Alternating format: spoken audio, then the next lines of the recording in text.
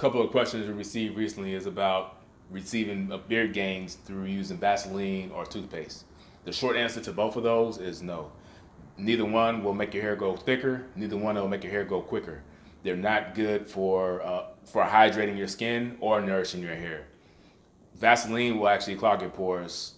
It'll cause whiteheads to form, things like that, and make you more acne prone than what you are if you use too much of that. One of the things we used to use Vaseline for when I was in college and we had cold weather games is more of an insulation or insulator, which was rubbing Vaseline on our arms, on our face, so we weren't as cold as it was with the colder temperatures and things like that. So we didn't feel the cold temperatures as much as we would have without it. Toothpaste has hydrogen peroxide and baking soda in it. Those are two things that are drying agents, so you don't want to put those on your skin to thinking that it's going to thicken your beard or nourish your hair.